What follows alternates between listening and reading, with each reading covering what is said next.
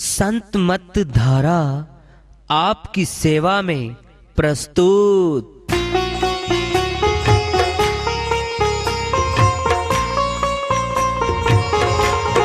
जो चाहता है प्रभु प्यारा वो आओ संत मत धारा। भक्ति भेद बता कर सारा वो कर दे भव के पारा। जो चाहता है प्रभु प्यारा वो आओ संत मत धारा।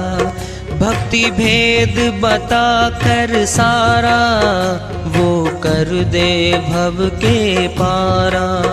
जो चाहता है प्रभु प्यारा।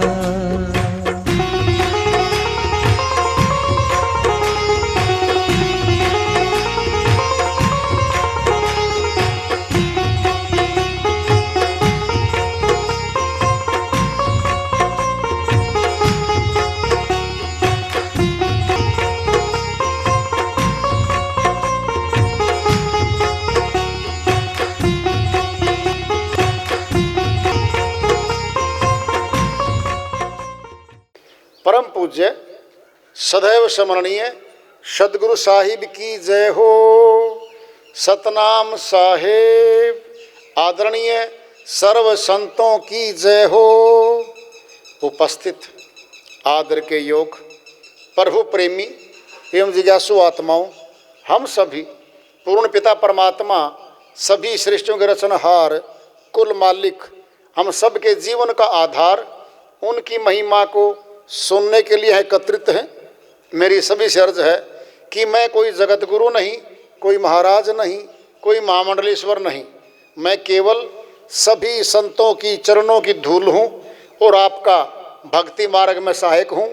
मैं अपनी सीधी साधी टूटी फूटी भाषा में, संदूकड़ी भाषा में भक्ति भेद के गुड़ रहस्यों को उजागर करने वाले विचार आपके समक्ष रख रहा हूँ। यदि अच्छे लगे अपनाएं, नहीं तो गैर जरूरी समझकर विसार दें। हाँ, सत्संग ही एकमात्र प्रभु प्राप्ति का विद्यालय है, विश्वविद्यालय है ये। और हम सभी सत्संग में आए हुए हैं। हम जिज्ञासु तभी तो आए हैं। हम पिछले सत्संगों से वार्ता करते चले आ रहे हैं कि चेतावनी से प्रभु प्राप्ति की ओर। इस अध्याय को, इस वार्ता को आज फिर आगे बढ़ा रहे हैं। सत्संग की आधी घड़ी माला बरस 50, इंद्र की आधी घड़ी रहट चलत 12 मास। कबीर साहिब बहुत ऊंची श्रीवाणी समझाना चाहते हैं हमें। आधी घड़ी सत्संग सुन लिया, फल कितना मिलेगा? 50 वर्ष जबान का कोई मंत्र भी लिया, 108 मनके की माला हमने घुमाई, जो जोड़ के पुण्य मिलेगा 50 वर्ष का, वो आधी घड़ी सत्संग सुनने में बराबर हो जाता है। तुलना करके बता रहे, पूरा वर्ष ट्यूबवेल, समर्सिबल, कुएं, नलके चलते रहते, एक घड़ी वर्षा ऋतु में बारिश होती है, लबालब खेत खलिहान सब भर जाता है, बाढ़ तक आ जाती है। इतना जल डाल दिया जाता है। सत्संग की महिमा महान है। पिंड में दृष्टांत ले लो। एक चोर होता है, उसका पुत्र भी चोर है। अपने पुत्र को वह समझाता था, पुत्र चोरी करते समय कभी भी जहां सत्संग हो रहा हो वहां नहीं जाना, बैठना ही नहीं वहां। कहीं कथा प्रभु चर्चा हो रही हो, कान में उंगली डाल लेना, बिल्कुल नहीं सुनना तूने। ठीक है पिताजी। कुछ दिन के बाद पिताजी गुजर गए। वह चोर चोरी करने चला। जाते जाते रास्ते में प्यास लगी जोर की। देखा तो एक प्याऊ है। अंदर आश्रम में सत्संग हो रहा था। प्रचारक अपने सत्संग में ये वार्ता सुना रहा था कि भाई देवों और देवियों की परछाई नहीं पड़ती। अब उसने वो वाणी सुन ली, कान में उंगली डाल ली, तो पानी कैसे पिए भाई? अंजोली करके दोनों हाथ निकाल के पानी लग गया पीने। पानी पीते पीते सुन गया, देवों और देवियों की परछाई नहीं पड़ती। 2 लाइन सुन गए। उसको नहीं पता ही क्या सुना मैंने। सुदूर निकल गया। एक राजा के राजमहल में घुस गया। राजा प्रजा में चक्कर लगाने गया हुआ था रात को। रानी के महल में रानी हार, बड़े बड़े महंगे जेवरात रखे थे। उसने वो सारे चोरी कर लिए, गठरी बांध ली, वहां से निकल लिया। सोचा विचार किया, दिन निकलने को हो रहा है तो दूसरे प्रदेश का है, क्या पता रास्ते में कहीं भोजन मिले ना मिले, यहाँ होटल है पास में, यहाँ भोजन कर ले। विचार करके एक पेड़ के नीचे जाके देख के निशानी, यहाँ इस गठड़ी को, पोटली को दबा दो। वो दबा दी भाई, सारे जेवर भरे हुए उसमें। एक निशानी लगा दी कि ये स्थान पे है, और जाकर के भोजन लग गया करने। सुबह होते ही सब देखा संभाल रानी ने, सारा ही गया माल। तो राजा आता है, मुनादी कराता है, सैनिकों को बुलाता है, भाई पकड़ो, कोई बाहर का आदमी पाएगा, हमारा आदमी तो महल में चोरी नहीं कर सकता।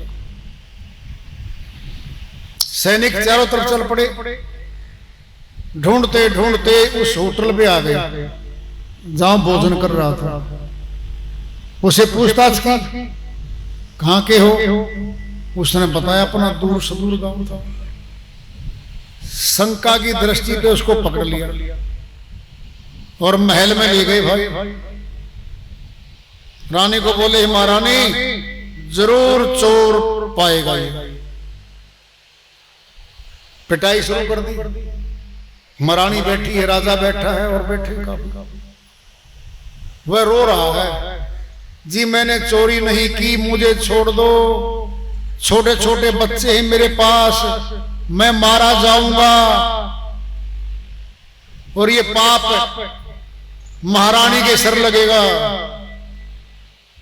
मैंने चोरी नहीं की। रोता रोता, चिल्लाता चिल्लाता ये शब्द सुना रहा है। रानी भावुक हो गई, राजा को बोली, हे राजा बंद कर दे, सचमुच में कहीं चोर ना हो, ये सारा पाप कर्म मेरे लगे। फिर क्या करें?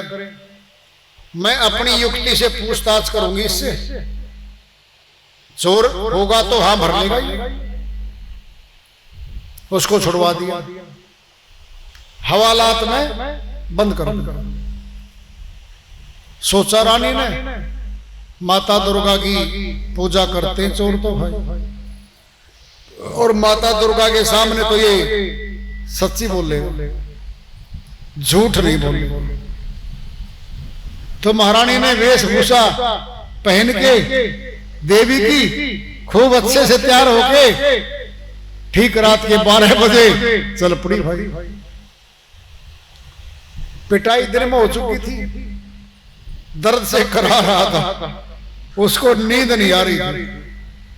सामने नजर पड़ी चांदने में, रोशनी में, ये तो भाई देवी आ रही है, तो दुर्गा माता है। एकदम याद आती है दिन की बात के अंदर से सत्संग में बात आई थी, देवों की देवियों की तो परछाई नहीं पड़ती, इसकी तो परछाई पड़ रही है। हो न हो ये रानी या बांदी हो सकती है उसकी। ज्यों ज्यों निकट आ रही है परछाई पूरी दिख रही है। 5 फुट दूर खड़ी होगी रानी। रानी बोली भाई देखो चोर, मैं आ गई हूं। चोरी का धन कहां छुपा रखा बता। चोर बड़ा सात्विक था, युक्ति से काम लिया। हे महारानी, हाथ जोड़कर बोला, हे महारानी आप जानी जान हो, सबको जानती हो, आप ही बता दो चोरी का माल कहां रखा है। मैंने चोरी नहीं की, ये जो रानी है ना यहाँ की, इसने मेरी पिटाई करवा दी और मैं मरूंगा। आज फिर पीटा जाऊंगा। मेरे मरने के बाद मेरे 2 बच्चे हैं, अनाथ होंगे और सारा पाप कर्म इस रानी के जिम्मे लगेगा। डरा दी फिर रानी, तो हकीकत में रानी थी वो। ये सुन के फिर बोली वो, भाई बता दे माल कहां रखा है, मैं राजा को कह के छुड़वा दूंगी तुझे। हे महारानी देखो मेरी पिटाई, आप तो मेरी देवी हो, आप मुझे बचाओ और बताओ कहां रखा माल, मैं आपके साथ साथ हो लूंगा। सच बता, चोरी नहीं की?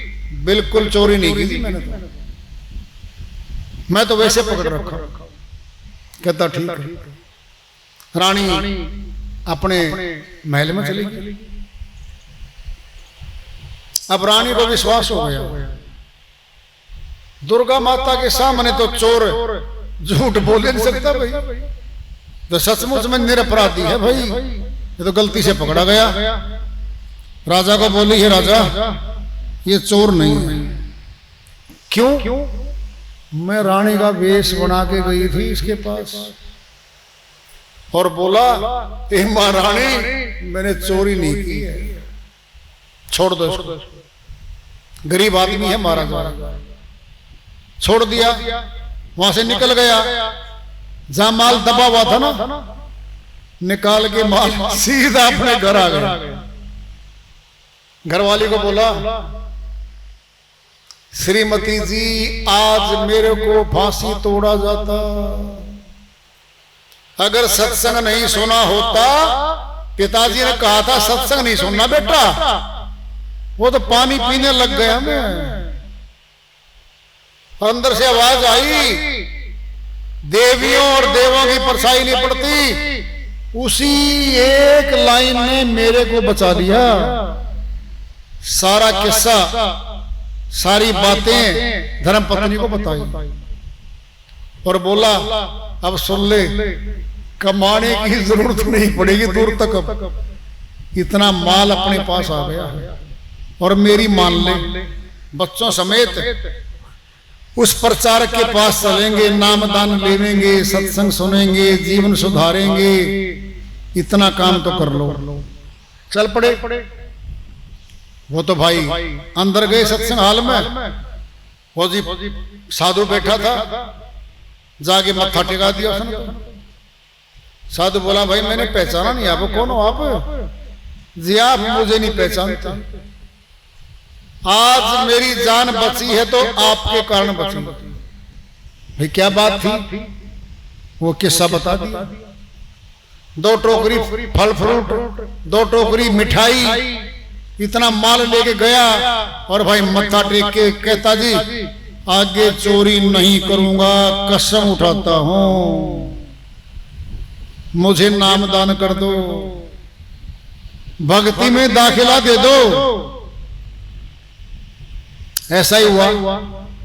उसको नामदान मिल गया, सेवा में लग गया, चोरी छोड़ गया। ये श्रीवाणी सत्संग की आधी घड़ी माला बरस 50।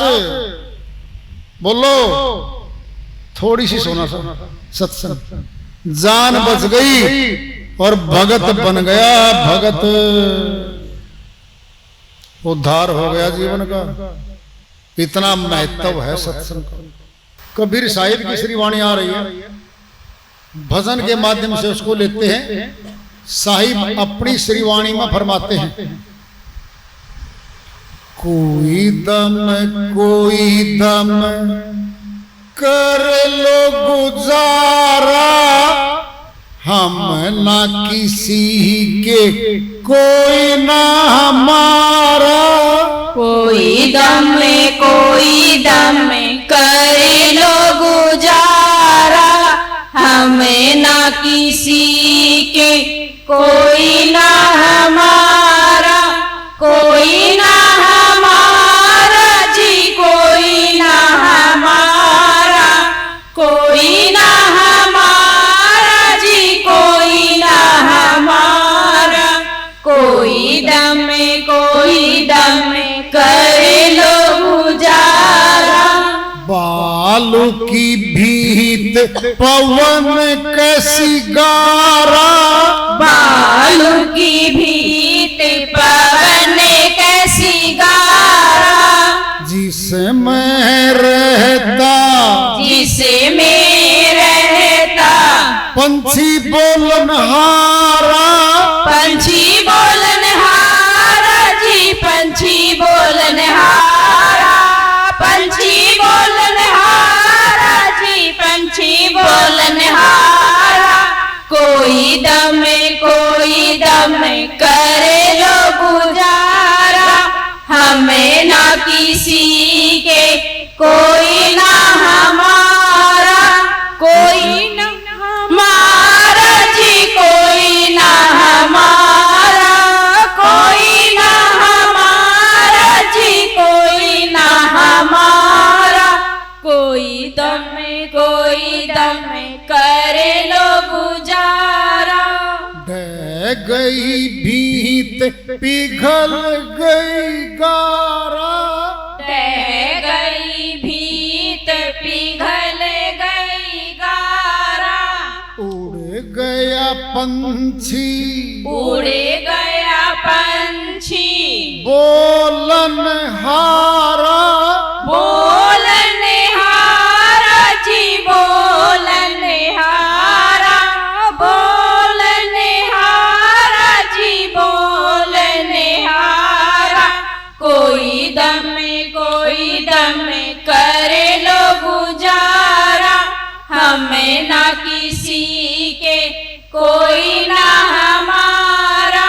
माते पिता और कुटुंब कबीला, माता पिता और कुटुंब कबीला। इनमें नहीं कोई संगी तुम्हारा।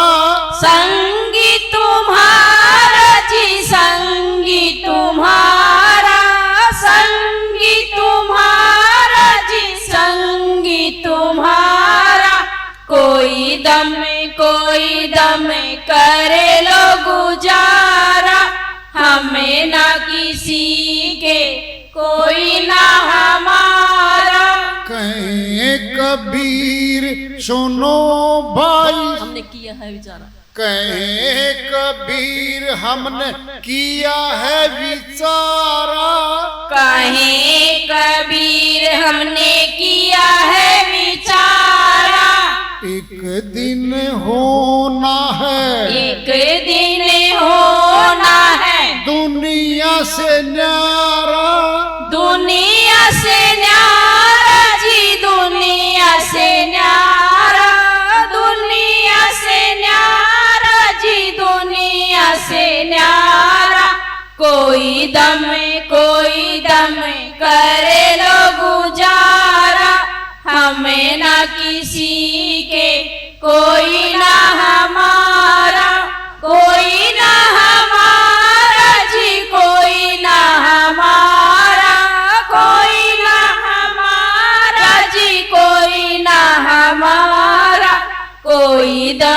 कोई दम कर लो गुजारा।